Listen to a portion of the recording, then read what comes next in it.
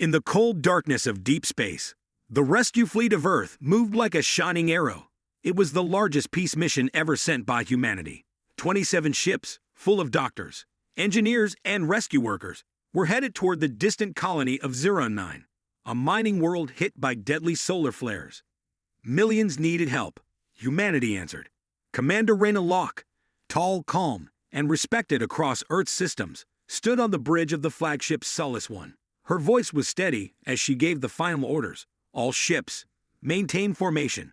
We arrive at 09 in 20 minutes. Let's bring hope. Raina believed in peace. She believed this mission would remind the galaxy that humans didn't just fight, they healed too. But deep in the stars, something was watching. 10 minutes later, Solace 1 began receiving strange signals, static, broken sounds, and unknown codes. The communications officer frowned. Commander, we're picking up something. It's not coming from the colony. It's behind us. Raina turned slowly. Shields up. Battle stations. Now. Before the alert could finish echoing through the fleet, space around them ripped open. From invisible holes in space, alien ships burst forward, black, sharp, and silent. No warning. No message. Just death. Boom. Boom. In seconds, 3 Earth ships exploded. Return fire. Raina shouted. Defensive pattern Alpha. But they were surrounded. The alien ships didn't speak. They just kept firing. Who are they? An officer cried. Why are they attacking? No one knew. Raina looked at the screen. Her fleet, her people, were dying. She pressed the emergency beacon. This is Commander Raina Locke of the rescue fleet. We are under attack. Repeat, we air. The screen turned to static. Back on Earth, deep inside the Defense Council bunker, a red light blinked. Then a voice, broken and full of fear. We're under attack. They knew we were coming. They knew. And then, silence. The room fell still. What do you mean the fleet is gone? One general shouted. 27 ships can't just vanish. But there was no answer. No more signals. The rescue fleet, Earth's symbol of peace, had disappeared.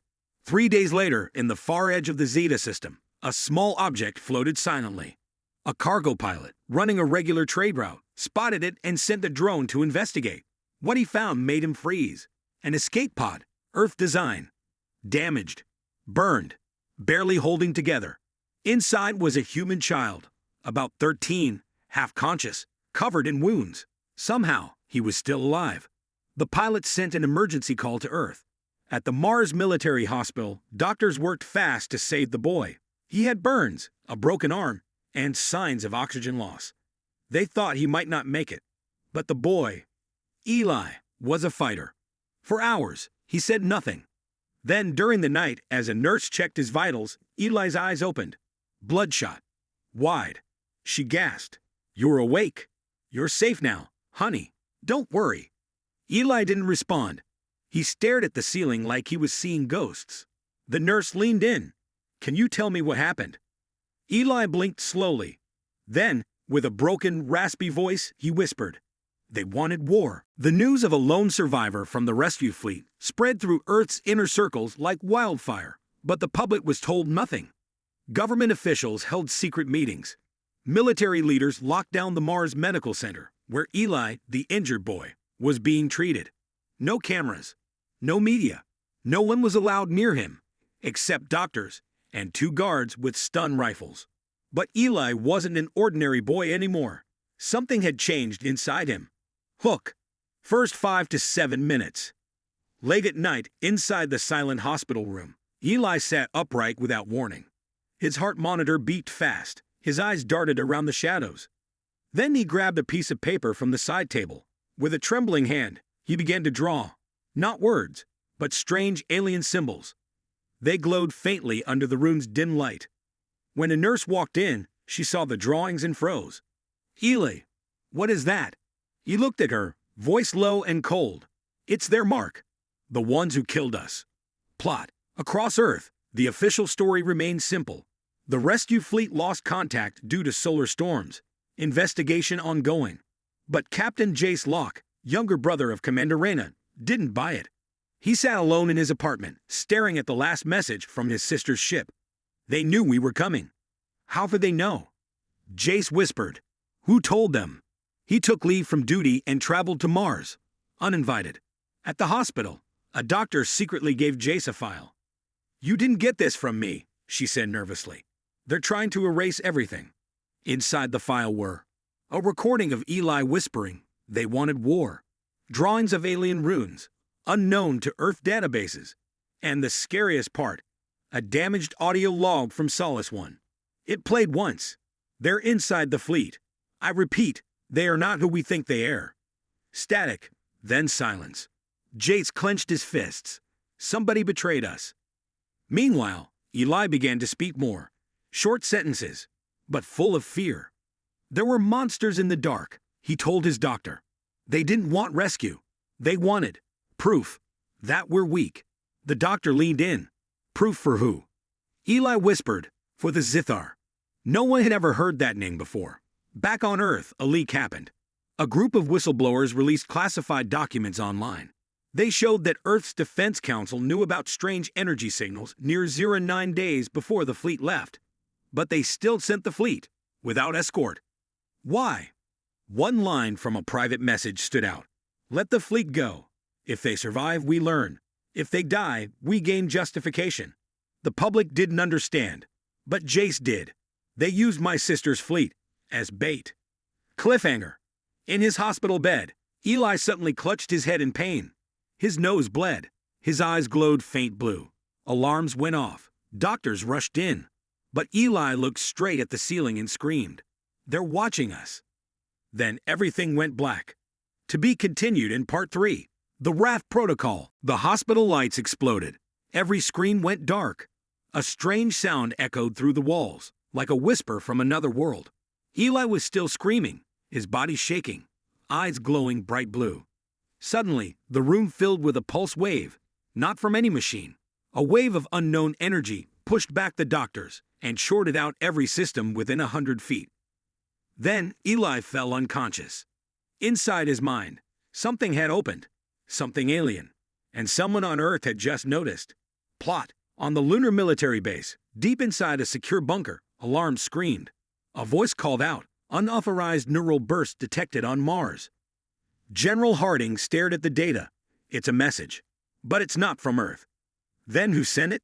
A technician asked. The general turned pale. The boy didn't send it, he received it. They didn't understand it yet, but that moment triggered a secret defense system buried in Earth's files for decades. The Raft Protocol. Back on Mars, Jace Locke stood outside Eli's locked hospital room. Soldiers guarded the doors now. He argued with the lead officer. I'm his family's only connection. Let me in. But the man shook his head. Orders from Earth Command. The boy is now classified as Level Red. No one sees him. Jace was furious. My sister died saving him. You don't get to shut me out. He left, but not to give up. He had a different plan. In a hidden server room on Mars, Jace met with a hacker known only as Ghost Echo. She was a quiet woman with cybernetic eyes and a grudge against Earth Command. He handed her the audio logs and Eli's symbols. I need to know who these attackers are, and why Earth let the fleet die. Ghost Echo smiled coldly. Then we break into the Raft Vault. What's that? She looked him dead in the eye. The place where Earth hides the monsters it regrets making. Meanwhile, Eli began to wake again. He was weak, but something inside him had changed. He could hear whispers, alien thoughts trying to reach him. He saw visions of machines burning, of galaxies torn in war, and of humans fighting back. He tried to speak to the nurse. They're not just killers. They experiment. They study. They think we're animals. Who, Eli? Who thinks that? He whispered one word, Zithar. That night, Ghost Echo cracked into a hidden part of Earth's defense files. What she found made her stop breathing. The Zithar were real. They weren't new. Earth had encountered them 30 years ago. A scout ship found wreckage of one of their colonies.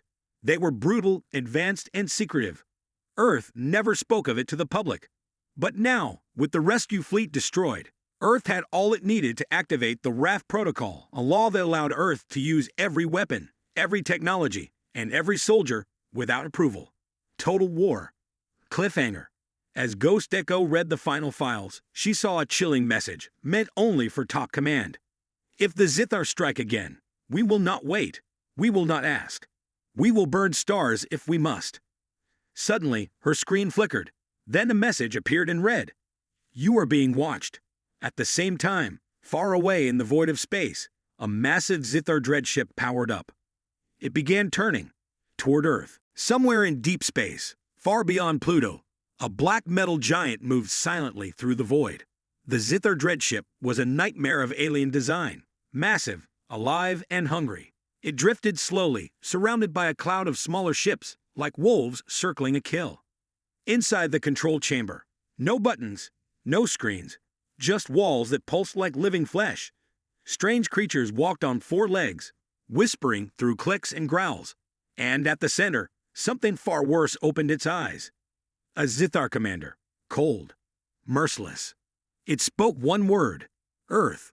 The ship changed course. Plot.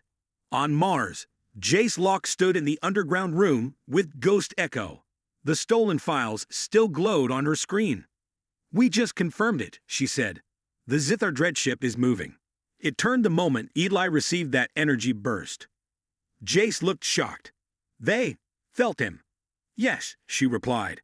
And now, they're coming. Meanwhile, back at the hospital, Eli sat awake, his hands gripping the sheets. They're not coming to destroy Earth, he told his doctor. They're coming to finish their experiment. They started it on the fleet. Now it's Earth's turn. The doctor was terrified. What do they want? Eli answered with a strange calm. To see what happens when humans break. On Earth, inside the Defense Council war room, General Harding stood before the High Command. We have confirmation. A Zithar dreadship has altered its path. ETA to Sol system, 11 days. The room went silent. We cannot stop it, Harding said, but we can prepare. They activated Project Wrath, the most secret part of the Wrath protocol. Every sleeper eye ship, every hidden defense station, every banned weapon Earth had hidden for decades was now coming online. Across the moon, on Mars, and even deep under Earth's oceans, humanity's fury began to rise. Ghost Echo showed Jace something even more disturbing. The Zithar didn't just attack the fleet, she said. They used them. She displayed horrifying images from deep scans, bodies altered, crew members fused with alien tech, human brains harvested. They're building something. With us. Jace felt sick. They didn't just want to kill us. They wanted to study how we die. And worse, Eli had been inside that horror. A child. A witness. And now, maybe more. In the Mars hospital, alarms rang again. Eli had collapsed. His body trembled violently as the glowing symbols appeared across his skin. Alien writing, pulsing like veins of fire. Doctors tried to hold him down. But then Eli spoke, in the Zithar's own language. It wasn't random. It was a reply. Something answered back. The lights exploded again. A voice filled the room. Not human. It hissed. One speaks. Earth awakens. Let the final phase begin. Cliffhanger. Jace rushed back to the hospital. Soldiers were everywhere. He pushed through and saw Eli lying still, his breathing weak. The head doctor looked pale. He's changing. Whatever they did to him, it's not over. Jace grabbed Eli's hand. Listen to me. I need to know. Why you? Why are you still alive? Eli opened his eyes just a little. Because I heard her scream. Who? Eli whispered. Raina, your sister. She's not dead. Jace froze. What? She shouldn't have been alive. Commander Raina Locke, leader of the rescue fleet, had been declared dead. Her ship was the first to explode. Her final message was nothing but static. And yet, across the dark silence of space, her voice returned. Deep inside a hidden Zithar vessel, she floated inside a glowing capsule, half awake, half dreaming. Metal tendrils wrapped around her body. Machines whispered in her ears. Her memories were sliced apart and rebuilt. A Zithar scientist stood over her, clicking softly. This one resists. This one remembers. Interesting. And then Raina did something no human should have been able to do. She moved. Plot. On Mars, Jace Locke stood frozen as Eli repeated the words. She's not dead. She's alive. They kept her. The hospital staff was stunned. Jace stared at the boy. How do you know? Eli looked into his eyes, because I saw what she saw. When I was inside that ship, I heard her voice. Jace turned to leave. We need a ship. We're going to find her. But the Earth Defense Council had already made a decision. No rescue missions. No distractions. All forces must stay to defend Earth. Jace refused to obey. He met with Ghost Echo again, and together, they activated a forgotten program inside the Mars archives. Project Ghost Spear, a stealth ship built for deep, silent infiltration. It was illegal, it was dangerous, and it had never been tested. Ghost Echo loaded the coordinates from Ellie's visions. They're keeping survivors in orbit around Zeta 6. That's where she is. As Jace launched into space, the ship cloaked itself in darkness. He was alone, and completely unapproved by Earth Command. But he had no doubt. He was going to get his sister back. Back on Earth, General Harding watched the sky. The Zithar dreadship had entered the outer edge of the system. Defense satellites detected its strange shape, impossible heat, and energy signatures older than the sun. We estimate 6 days until Earth contact, a technician said. The general stared coldly. Then in 5 days, we strike first. Meanwhile, inside the Zithar lab, Reyna began to remember more. She had survived the attack, but just barely. Her ship was boarded, her crew torn apart, and she had been taken because of one thing. She fought back. She killed 2 Zithar soldiers barehanded before being subdued. They studied her like an animal, but now she was no longer just their prisoner. She had been changed. She looked at her reflection in the capsule's glass. Her eyes now glowed blue, like Eli's. Jace's stolen ship exited warp space near Zeta 6. The planet below was black and silent, surrounded by a ring of alien wreckage. In orbit, one large ship pulsed with a strange light. It looked more like a living creature than a machine. Ghost Spear to command, no response. Going in dark. As he approached, something strange happened. The ship's scanners refused to work. Every human system failed. Only one thing stayed active. The alien symbols Eli had drawn. Jace stared at them. You're leading me in. He armed his suit, readied his weapons, and boarded the Zithar vessel. Cliffhanger. Inside the alien ship, everything was quiet. Too quiet. The walls were breathing. The floor was warm. Jace moved forward, weapon raised. Then he heard it. A whisper. A voice. Jace, is that really you? He turned toward the sound. Standing there, weak, pale, but alive, was Commander Reyna Locke. Her wrists glowed with blue veins. Her eyes flickered with light. But before they could embrace, alarms exploded through the ship. Zithar guards had found them. Jace grabbed her arm. We're leaving. Now. Reyna looked back toward the glowing core. No, Jace, we're not done yet. I've seen what they're building. And if we don't stop it, Earth won't survive the first hour. The countdown had begun. The Zithar dreadship entered the solar system. Its surface twisted like it was alive. Its weapons hummed like a sleeping god ready to wake, and Earth's defenses, thousands of warships, satellites, and AI-controlled drones, lit up the blackness of space. But deep inside that alien horror, something was growing. Something built from stolen human DNA, and it would awaken in exactly 1 hour. A bioweapon with a human mind. And it would think like us, but never feel like us. Plot. Jace and Reyna ran through the Zithar ship, alarms blaring. Behind them, the walls shifted, changing shape, trying to trap them inside. They're not just metal, Reyna said, panting. This ship is part organic. It can feel us moving. Jace turned to her. What did they do to you? Reyna paused, touching the glowing veins on her arms. They didn't just study me. They used me. I was the blueprint. For what? Jace asked. She looked at him with fear in her eyes, for something worse than war. Meanwhile, on Earth, Eli stood at the edge of a launch bay, dressed in a pressure suit. He wasn't afraid anymore. The visions had returned, stronger than ever. Ghost Echo ran beside him. They'll never let you near that ship, she said. You're just a kid. Eli looked straight ahead. No, I'm the only one they'll let in. He pressed his hand against the black panel. The alien writing lit up. The ship responded. Eli's voice was quiet. I remember now. The one they're waking up, Looks just like me. In space, the battle had begun. Earth's fleets launched first. Massive railguns, plasma torpedoes, and dark matter shells struck the dreadship. The dreadship didn't fire back. Instead, it opened, a crack down its center, revealing something glowing inside. Admiral Cho aboard the command carrier stared at the screen. That's not a weapon. It's a womb. Inside floated a figure, human-shaped, alive. Back on the Zithar lab ship, Reyna showed Jace the core chamber. It held multiple tanks, each filled with partial human clones. Some were children.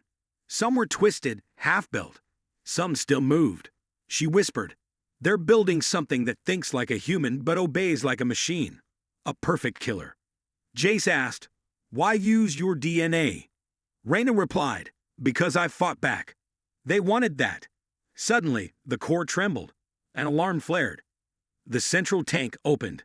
Inside floated a fully grown clone of Reyna, eyes open, glowing, and smiling. Back aboard the Zithar lab ship, Jace and Reyna fought their way out, dodging alien fire. Behind them, the clone of Reyna gave chase, faster, smarter, and stronger. "She knows every move I would make," Reyna said, out of breath. "Then we make a move you would never make," Jace replied, pressing a button on his wrist. They dove through a collapsing tunnel, just as a fusion bomb exploded behind them, sealing the clone in molten metal. But it wouldn't hold her for long. They boarded the ghost spear. "We need to get to Eli," Reyna said. Inside the dreadship, Eli faced his clone. "Why do you hate us?" he asked. The clone tilted its head. "Because humans destroy what they love. We were made to replace you." Eli stepped closer. "I've seen what you feel. I know it's not nothing. You're angry because you don't know what love feels like." The clone faltered. "I do not understand." Eli reached out and placed a hand on the clone's chest. "You could." Suddenly, the dreadship trembled. Every Zithar on board screamed in panic. Their weapon, the clone, was beginning to break its programming. Outside, Earth's fleets watched as the dreadship began to split apart, not from damage, but from internal war. On board, the clone of Eli looked down at its hands. "I can feel your thoughts," it whispered. "Why? Does it hurt?" Eli smiled sadly. "It's called being human." And then the clone turned to the biocore powering the dreadship. "I will end it." "What?" Eli asked. "I was born to destroy humanity. Now, I choose to destroy them." The clone stepped into the core. Its body glowed, overloading the ship's systems. Reyna and Jace reached the dreadship just in time to grab Eli and flee in the ghost spear. Behind them, the dreadship began to collapse, not explode, but fold in on itself, pulled into a black void created by the clone's sacrifice. The Zithar screamed. Their ship scattered. And then, it was over. Ending. Earth celebrated, but not with cheers. With silence. With grief. With awe. Billions had been saved, but not by firepower. By a child's choice. In a press conference, General Harding stood with Jace, Reyna, and Eli. The enemy wanted to show us what we feared most. Instead, we showed them what made us strong. Later, Eli sat under the stars on Mars. Reyna sat beside him. "You think he's gone forever?" she asked. Eli shook his head. "He's out there somewhere. Maybe not human. Maybe not Zithar. But he made a choice. That makes him one of us."